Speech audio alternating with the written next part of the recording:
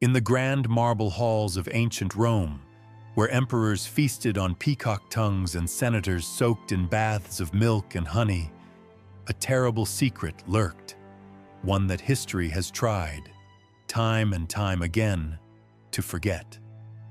Behind the awe-inspiring spectacle of the Colosseum, behind the glory of Rome's legendary conquests, was a much darker reality. One so horrific that even the Romans, who prided themselves on record-keeping and philosophy, rarely dared to write about it in full. This was not about wars or political betrayals. This was about children. Boys, young, innocent boys, ripped from their homes and turned into something less than human. Not servants, not workers, possessions, living ornaments. They were chosen for their looks, groomed for obedience, and used for the pleasure of the powerful. Their stories have been smothered by 2,000 years of silence, shrugged off as unfortunate footnotes in the grand tale of Roman civilization. But their pain was real, their humanity cannot be erased, and the system that broke them serves as a brutal reminder. Even the most celebrated societies are capable of the most appalling cruelties when power is left unchecked. Today, we open the door to one of the darkest corners of ancient Rome, the world of the puer delicatus, the enslaved boys who were kept as concubines in the households of emperors, senators, and Rome's elite. This isn't just a story about cultural differences or ancient customs. It's about what happens when luxury is built on suffering, when an entire society chooses to look away while children are imprisoned in golden cages. What you're about to hear is disturbing, and it should be. Because when we confront the ugliest parts of our past, we remind ourselves why they must never happen again. We remember those the world forgot, and in doing so, we honor their memory. The year is 117 CE. Emperor Hadrian has just taken the throne. Rome's empire stretches from the cold shores of Britain to the deserts of Mesopotamia. It's powerful, rich beyond belief, and its legions are feared across the world.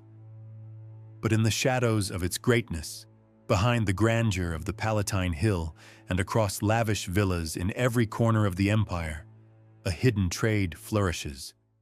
A trade in beauty, in innocence, in pain. This is the hidden world of Rome's boy concubines. A world where childhood often ended on the auction block, where being beautiful was a curse, and where surviving meant giving up your name, your past, and your very soul. We'll never know most of their names. We'll never hear their voices. But their stories deserve to be told. Let's start by understanding the world that allowed such cruelty to exist. Rome in the 1st and 2nd centuries, CE, was a place full of contradictions. The Romans built legal systems that influenced the modern world, yet they justified slavery with ease. They worshipped family values while indulging in excesses that would shock even the most decadent modern celebrity. They wrote about human dignity while treating millions of people as objects. To understand how these boys became trapped, we need to understand Roman slavery. Roman slavery wasn't based on race. It was based on conquest. When Roman armies swept through Gaul, Germania, Britain, or the East, they didn't just bring back gold and tribute. They brought back people, captives taken in war, men, women, and children. These captives were sold into slavery to meet the empire's endless hunger for labor and luxury. And among them, certain boys, usually between the ages of 7 and 14, were singled out for a particular fate. These were the ones considered beautiful by Roman standards. Smooth skin, large eyes, delicate features, a slender, youthful body. They weren't sent to the fields or the mines. They were sent into private homes, where they were trained, groomed, and used in ways too disturbing for many ancient writers to describe. The process was cold and calculated. Slave traders from Delos to the heart of Rome treated these children like livestock. They evaluated every inch of them, checking their teeth, inspecting their limbs, examining their faces. Boys from places like Syria, Egypt, and Asia Minor were especially prized. Roman tastes fetishized what they saw as exotic beauty. Once selected, these boys were stripped from everything they had ever known. Many had already witnessed unspeakable horrors. Their villages destroyed, their families killed or enslaved. Now they stood naked, trembling on auction blocks, while men circled them like predators, deciding what their bodies were worth. If they were lucky, they were sold quickly. If not, they were passed from buyer to buyer, each transaction erasing another piece of who they had been. When they finally arrived in a master's household, the transformation began. A new name, usually a feminized Greek one, was given to them. Their native languages, forbidden. Their cultural identity, scrubbed away. Every trace of their past life was erased, replaced by a crafted persona designed entirely for their master's satisfaction. Grooming wasn't just about cleanliness. It was a form of control. These boys were subjected to rigorous, painful beauty routines. Body hair plucked or burned off with resin.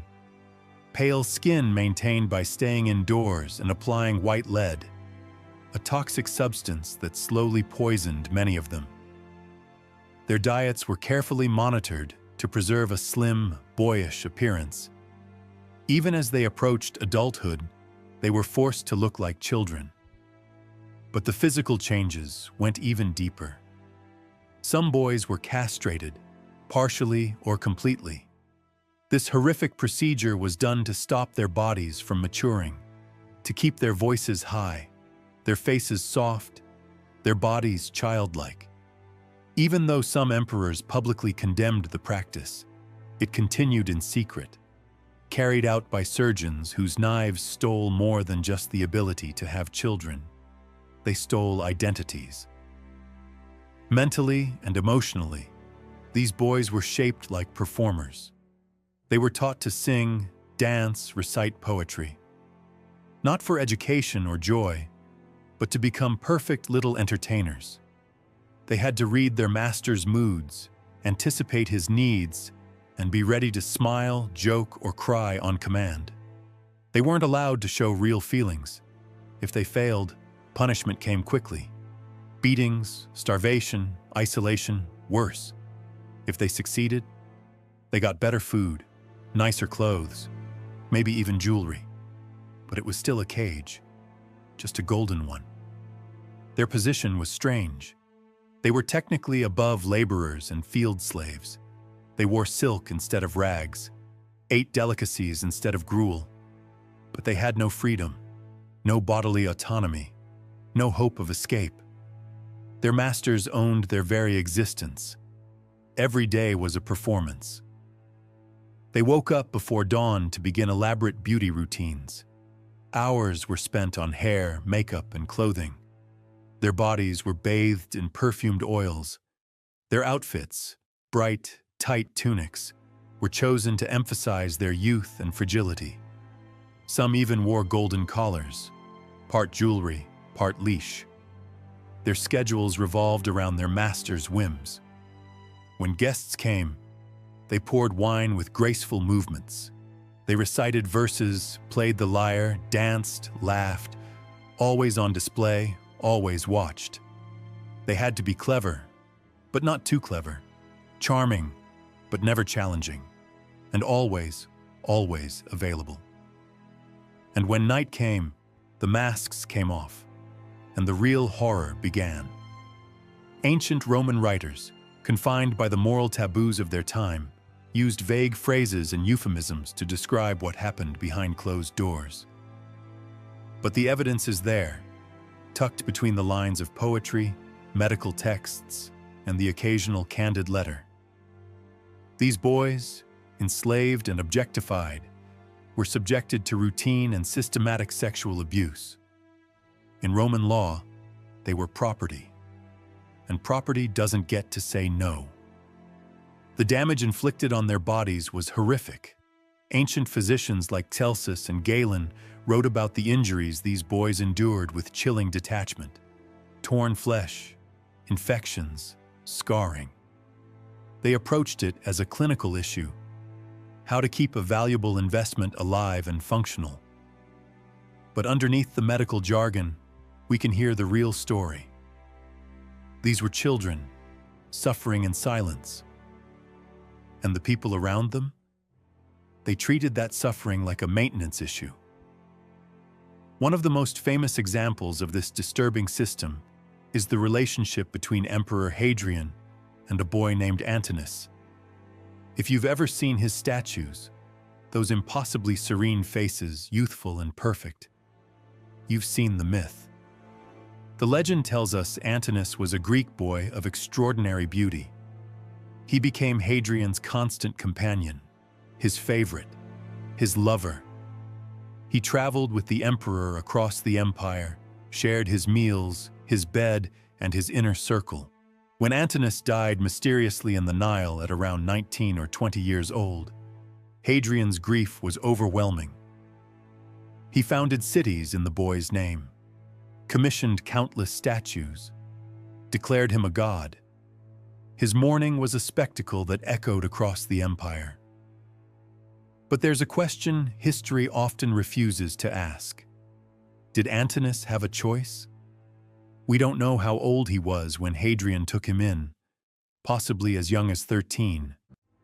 We don't know what he wanted, how he felt, or whether he ever consented.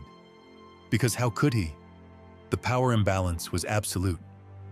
Say no to the emperor, and you die. Say yes, and maybe, just maybe, you survive. But survival at that price? That's not consent. That's coercion.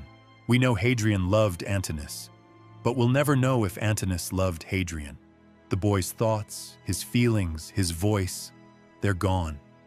All we have are statues, coins, poems written by others. Like so many boys before and after him, he exists in history only as a reflection of someone else's desire. And here's the brutal truth. Antinous, for all his fame, was the exception. Most boy concubines didn't live in imperial palaces. They weren't worshipped as gods. They lived and died in obscurity, serving the twisted appetites of lesser men, wealthy merchants, landowners, military officers. For every Antinous, there were thousands of unnamed boys, boys who were beaten, abandoned, killed when they became too old to be desirable. The Roman poet Martial gives us glimpses of this hidden world, though he presents it with bitter humor. He mocks rich men who surround themselves with delicate boy slaves, describing their looks and behaviors in lurid detail. But behind the satire is a disturbing truth. What Martial laughs at, we would recognize as abuse. Children made to perform their own humiliation night after night for the amusement of their owners. Even the medical texts tell part of the story. Doctors wrote about treating these boys for internal injuries, infections, symptoms of trauma. They used technical terms, clinical language, but it's all there. Behind every note is a broken child, and behind every child is a man with power and no conscience. Legal records are even more chilling. In Roman wills and sales contracts, boy concubines are listed alongside furniture, horses, kitchen utensils. A contract might mention a puer delicatus of 10 or 12 years, noted for his musical skills and pleasing appearance. Court documents refer to runaways being hunted down like stolen property, or to a master killing a boy in a jealous rage, without consequence. These weren't even considered crimes. In the eyes of the law, they were just property disputes. And it wasn't just Rome's elite. This practice extended far beyond the imperial palace. Across the empire, any man with money could own a beautiful boy. It was seen as a sign of status, like fine clothes or imported wine. A boy concubine was a trophy, a possession to display at banquets, to parade at public events.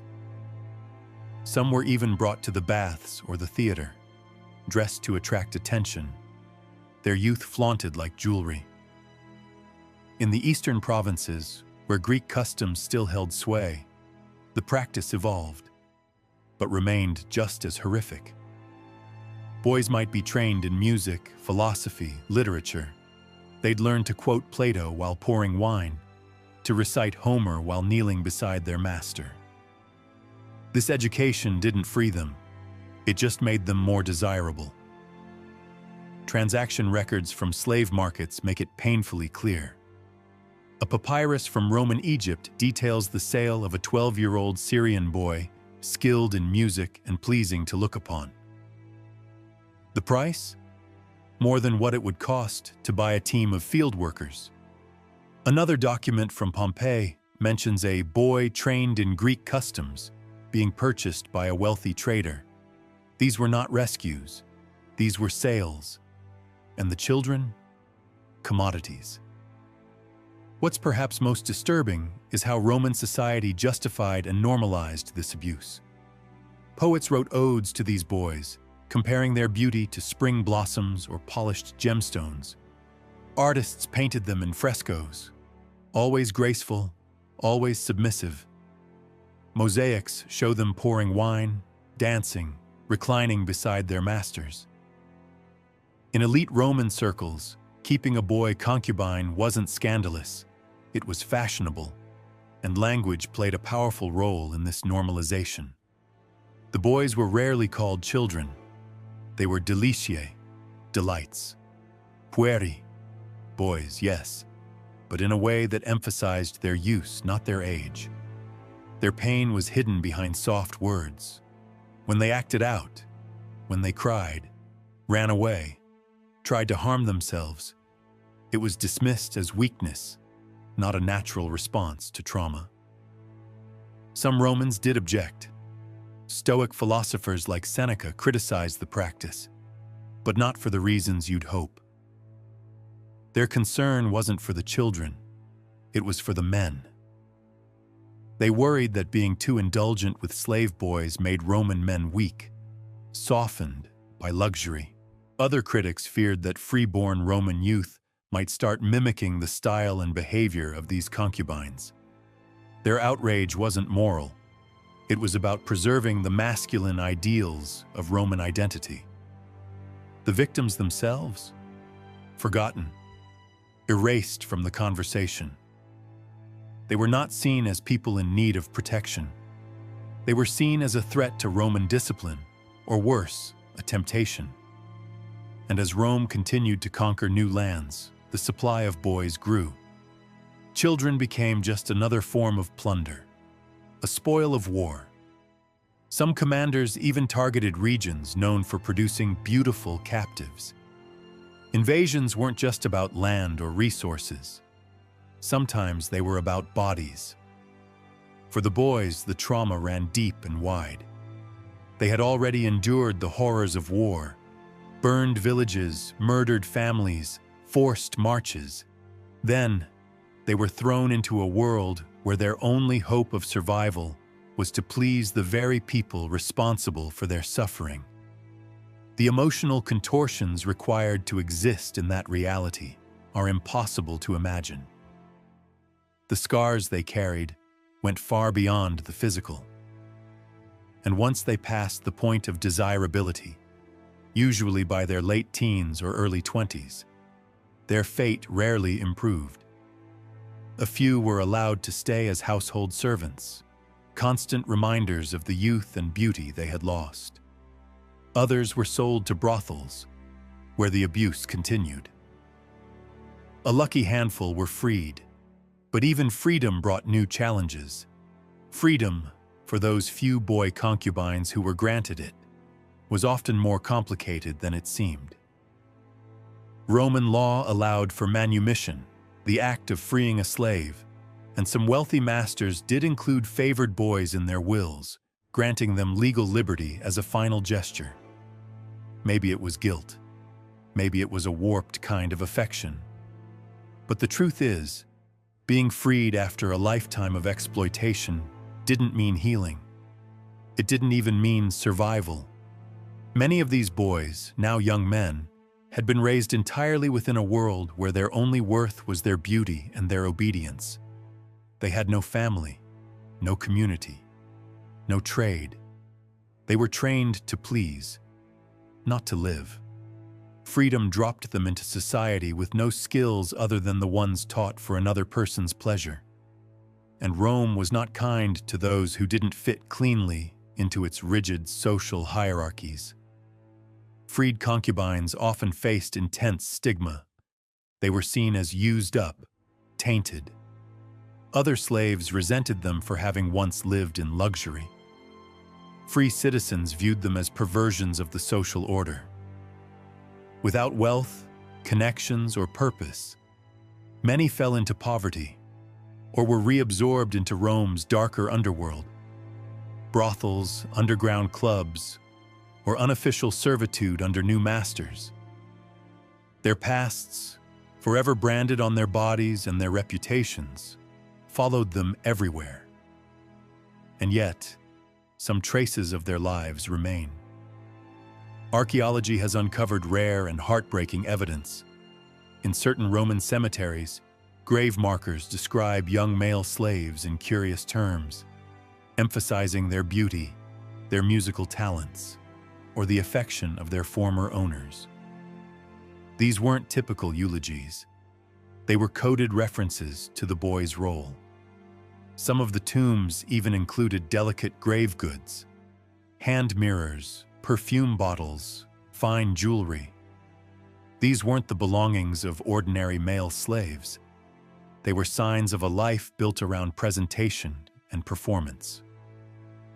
In places like Pompeii and Herculaneum, where the volcanic ash preserved Roman daily life in chilling detail, entire rooms have been discovered that were clearly designed for these boys.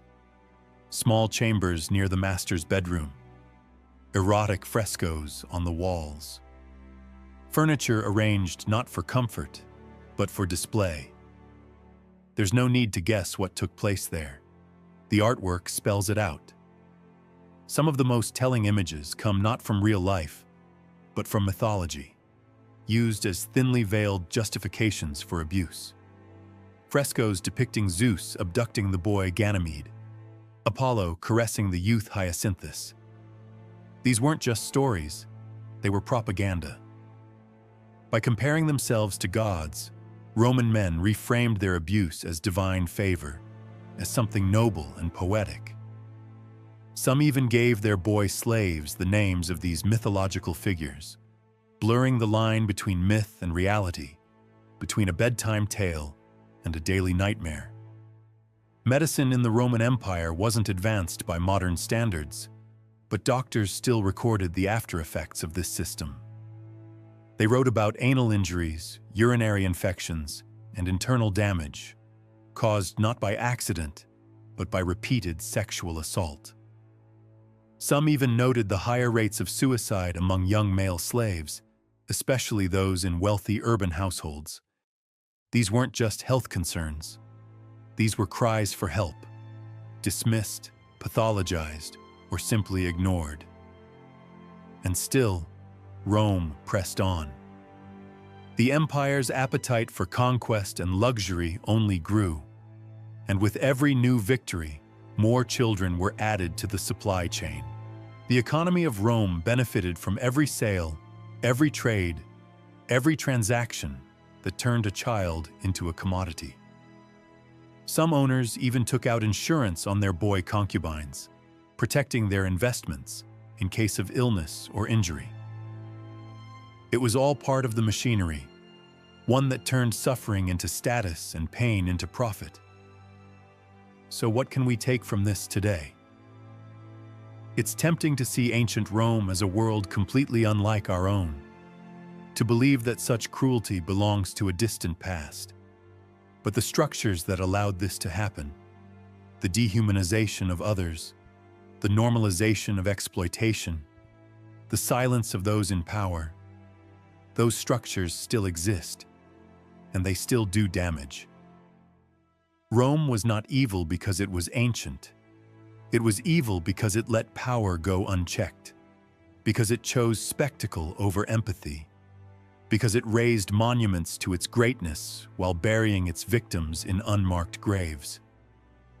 The boys who suffered in silence, whose names we'll never know, whose voices we'll never hear, were real. They weren't just symbols or tragic examples. They were people. They laughed, they cried, they hoped. They longed for safety, for kindness, for love. And what they got instead was a life where survival meant surrendering everything that made them human. Their suffering was not an accident. It was systemic, it was accepted, and it was profitable. Even today, the myth of Rome lives on. We romanticize its architecture, its literature, its military genius. But if we look past the marble columns and heroic statues, we'll find the truth lying in the shadows. Rome was built on the backs of the broken. Its greatness was financed not just by gold and conquest, but by stolen lives, crushed identities, and unimaginable pain. And that matters. Because remembering these boys, acknowledging what was done to them, is not just an act of historical honesty. It's a moral obligation. In a world still struggling with the abuse of power, the exploitation of the vulnerable, and the silence that surrounds both, their story is more than just a tragedy. It's a warning. If we want to build a better future, we must start by listening to the past. Not the glorified version, but the real one. The one that hurts to hear. The one that makes us uncomfortable. The one that demands we do better. The story of Rome's boy concubines is not just a story of ancient cruelty. It's a mirror, showing us what happens when a society allows beauty to become a curse, when childhood is auctioned off, and when power silences everything else. So let us remember them, not as footnotes or curiosities, but as the children they were. Let us speak their names, even if we must invent them. Let us honor them with truth, and above all, let us ensure that their suffering was not in vain. Because history doesn't repeat itself, people do, and we must choose not to.